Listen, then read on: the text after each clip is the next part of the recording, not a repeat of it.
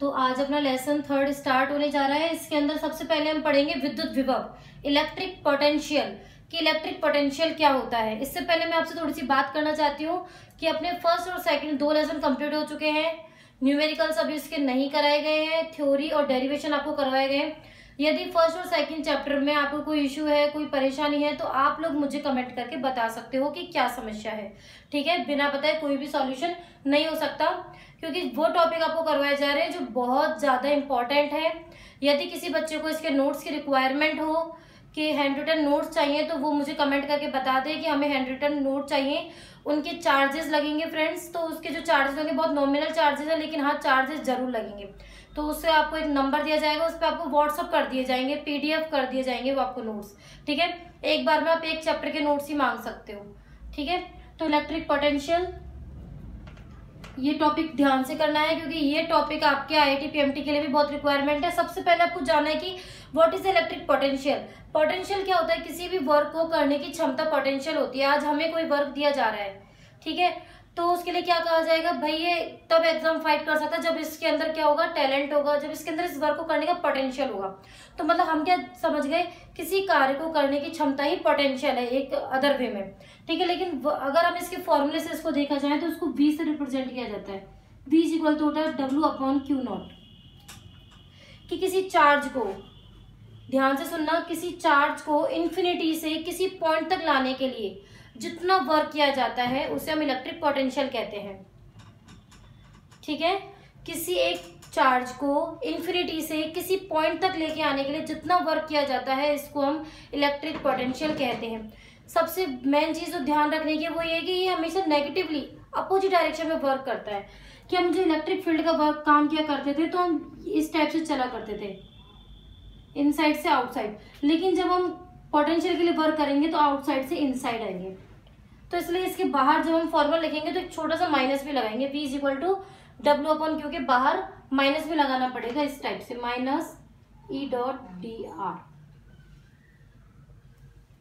इस टाइप से हमें लगाना होगा इसके अंदर।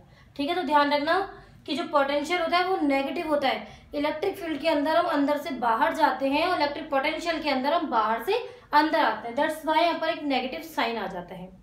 ठीक है, अब कुछ बच्चे कंफ्यूज होते हैं कि मैम इलेक्ट्रिक पोटेंशियल और पोटेंशियल डिफरेंस में क्या अंतर है। तो मैंने जैसा कि बताया कि इलेक्ट्रिक पोटेंशियल वो होता है जो इन्फिनिटी से किसी पॉइंट को लाने के लिए वर्क किया जाता है। ठीक है, लेकिन पोटेंशियल डिफरेंस वो होता है जो किसी एक पॉइंट से दूसरे पॉइंट तक ले जाने के लिए जो वर्क किया जाता है। तो यदि हम बात करें पोटेंशियल डिफरेंस की, तो ये होगा VA माइनस VB। ठीक है, वहां देखना पड़ेगा आउटर स्टेट कौन सी है, इनसाइड स्टेट कौन सी है, क्योंकि ये बाहर से अंदर लाया जाता है। V इज इक्वल टू हो जाएगा VB माइनस VA। ठीक है, तो ये दोनों बात आपको समझ में आ गई। इलेक्ट्रिक पोटेंशियल डिफरेंस में अंतर। इलेक्ट्रिक पोटेंशियल इन्फिनिटी से किसी पॉइंट को, मतलब किसी चार्ज को इन्फिनिटी से किसी बिंदु तक लाने के लिए जितना वर्क किया जाता है, to bring out a unit charge from infinity to another point, this is called electric potential. And what is potential difference? To bring out a charge from one point to another point, this is called electric potential difference. अब हमें याद करना है इसकी dimension which is most important. तो ये चीज हम बनाएंगे कैसे? V is equal to W/Q। Work क्या होता है? Force into displacement. फोर्स का क्या होता है? M1 L1 T-2। डिस्टेंस का क्या होता है? L। चार्ज का क्या होता है? AT। ओके, अब मैं इसे ब्रिंग करूं तो M1 L, देखिए 1 और 1 2, T-3। This is the dimension of electric potential and electric potential difference. Okay, electric potential हो चाहे पोटेंशियल डिफरेंस हो, इन दोनों की यूनिट डायमेंशन दोनों ही सेम होती है। बस फॉर्मूले में एक जरा, फॉर्मूला नहीं बोलो, डेफिनेशन में थोड़ा सा अंतर होता है। उसे इन्फिनिटी से लेके आते हैं और इसे किसी एक पॉइंट से दूसरे पॉइंट तक लेके जाते हैं हम। ठीक है फ्रेंड्स, आपको थोड़ी सी बात ये ध्यान देने की होती है, मैंने कभी आपको ये मोटिवेट नहीं करा कि इसको पढ़ना कैसे। इसके लिए बाकायदा मैं एक वीडियो बनाऊंगी, लेकिन फिर भी मैं आपको बता दूं कि आप हर एक टॉपिक को, पहले जितने भी एक चैप्टर है उसके सारे टॉपिक्स को एक कॉपी के अंदर आप लिखिए। ठीक है, उन टॉपिक्स में उन टॉपिक को आप मार्क कीजिए जो आपको थोड़े बहुत आते हैं, मतलब अच्छे तरीके से आते हैं थोड़ा। उन टॉपिक को अलग मार्क कीजिए जो आपको बिल्कुल भी नहीं आते हैं। तो अब आप 1-2 दिन डिसाइडेड कर लीजिए, एक दिन आपको वो टॉपिक कवर करने हैं जो आपको आते हैं, और उनको, जैसे आपको 8 टॉपिक है उसमें 3 टॉपिक आपको बहुत अच्छे तरीके से आते हैं, तो उन 3 टॉपिकों को आप क्या करोगे, अपनी दूसरी कोई कॉपी लीजिए, सारी कॉपी किताब बंद करके सिर्फ उस कॉपी के अंदर पेन से उन चीजों को लिखिए कि मुझे क्या आता है क्या आता है। बीच में एक बार भी कॉपी नहीं देखेंगे आप, हम मन से सोचेंगे। जब हम एग्जाम देते हैं तो क्या होता है, हमें यहाँ से तैयारी करके जाते हैं कि हमें आता है, सब कुछ आता है, लेकिन जैसे हम लिखने बैठते हैं तो हमें लगता है यार ये पॉइंट मिस हो गया, हमारे माइंड से मिस हो गया। मिस होने का रीजन क्योंकि हमने अपने अंतर कभी अंतर ध्यान किया ही नहीं इस चीज को कि हमें ये चीज कितनी आती कितनी नहीं आती। तो जब हम एग्जाम में बैठ के उसको अकेले ही काम करना है, तो क्यों ना हम एक कोने में घर में हम बैठ के इसको अकेले में करने की ट्राई करें। आप उस कॉपी को गलत सही कौन देखने वाला है, लेकिन हमारा मन क्या होता है, जल्दी जल्दी पढ़ाई खत्म करनी है, जल्दी जल्दी, बिल्कुल ही ज्यादा टाइम नहीं देना है हमको, बहुत इंटरेस्ट के साथ हम नहीं पढ़ते हैं। ठीक है, तो हम क्या करते हैं, उसको करने की कोशिश नहीं करते, जरा सा कुछ समझ में नहीं आया, कॉपी का पन्ना पलटा और देखो और हमें वो चीज आ गई। तो इससे अच्छा आप ये क्या करो कि आप उस चीज को छोड़ो, अलग से अपने बैठो, अलग से वो लिखो, और उस टॉपिक में जो प्रॉब्लम आ रही है आने दो, वो टॉपिक आपको बिना देखे ही करने हैं।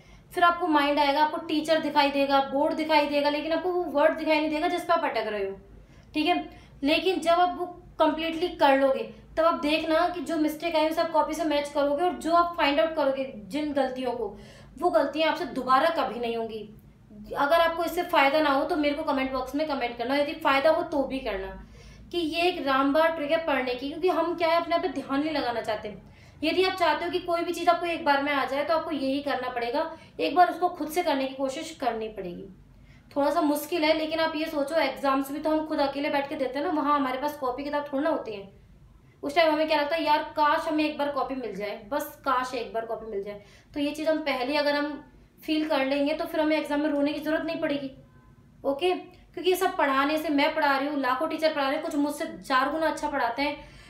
ठीक है, क्योंकि यहाँ लेकिन आपको कौन अच्छा पढ़ा रहा है, कौन बुरा पढ़ा रहा है, इससे आपको वो नहीं करना है। यहाँ पे आपको देखना है कि जो टीचर पढ़ा रहा है वो मेरे समझ में आ रहा है नहीं आ रहा है, चाहे वो टीचर 10th फेल हो, 12th फेल हो, चाहे फर्स्ट ईयर हो, कुछ भी हो, उससे अपने को मतलब नहीं। अपने को मतलब क्या है कि जो वो पढ़ा रहा है वो हमारे माइंड में कितना आ रहा है और वो हमें कितना मोटिवेट कर पा रहा है कि हम उसे कर पाए।